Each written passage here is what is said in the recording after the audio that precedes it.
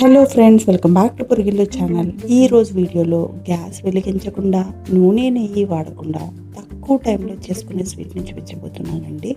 ఈ ఇన్స్టెంట్ స్వీట్ని ఎలా చేయాలో ఇప్పుడు చూసేద్దాం. ముందుగా మిక్సీ జార్ తీసుకోవాలండి. మిక్సీ జార్లో 1 కప్ పుట్నాల పప్పును తీసుకోవాలి.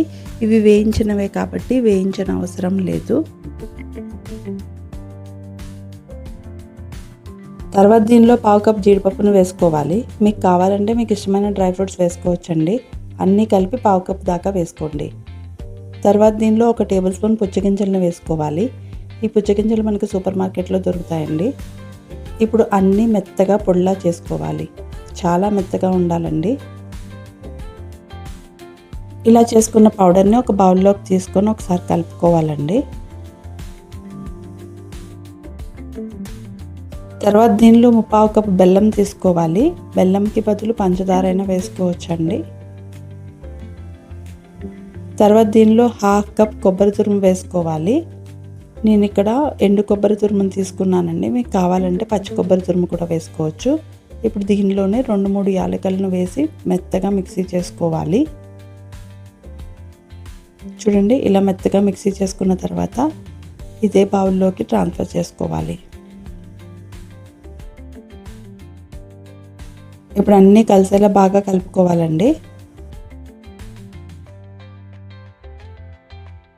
ఇప్పుడు ఇందులో 1/2 కప్పు కాచి చల్లార్చిన పాలను వేసుకోవాలండి.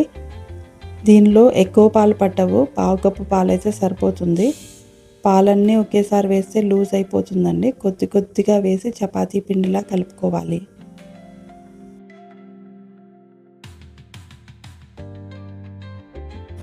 అవసరమైతే కొద్దిగా పాలను వేసుకొని ఇలా వీడియోలో చూపించిన విధంగా చపాతీ పిండిలా కలుపుకోవాలండి. ఇప్పుడు ఒక మౌల్డ్ తీసుకొని దానిలో బటర్ పేపర్ లేదా ఇలా ప్లాస్టిక్ షీట్ను వేసుకోవాలి. మీకు నచ్చిన డ్రై ఫ్రూట్స్తో గార్నిష్ చేసుకోవచ్చండి. నేను ఇక్కడ బాదం అలానే పిస్తా వేసుకుంటున్నాను. ఇప్పుడు ఈ మిశ్రమాన్ని అడ్జస్ట్ చేసుకోవాలండి. చూడండి, ఇలా గరిటతో కూడా స్ప్రెడ్ చేసుకోవచ్చండి. ఇలా మొత్తం అడ్జస్ట్ చేసుకున్న తర్వాత 10 మినిట్స్ అలానే వదిలేసేయాలండి.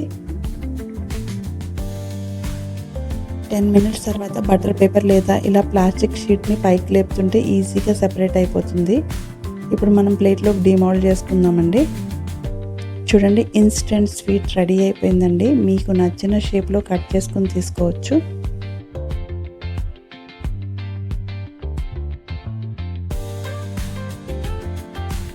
హెల్తీగా చాలా ఈజీగా చేసుకునే స్వీట్ అండి. టేస్ట్ అయితే చాలా బాగుంటుంది. నోట్లో వేసుకుంటే వెన్నెలా కరిగిపోతుంది ఈ స్వీట్. మీరు కూడా ఇంట్లో ట్రై చేయండి. మీకు ఎలా వచ్చిందో నాకు కమెంట్ చేయండి. మీకు ఈ వీడియో నచ్చినట్లయితే లైక్ చేసి కమెంట్ చేయడం మాత్రం మర్చిపోవద్దు. Thank you for watching my video.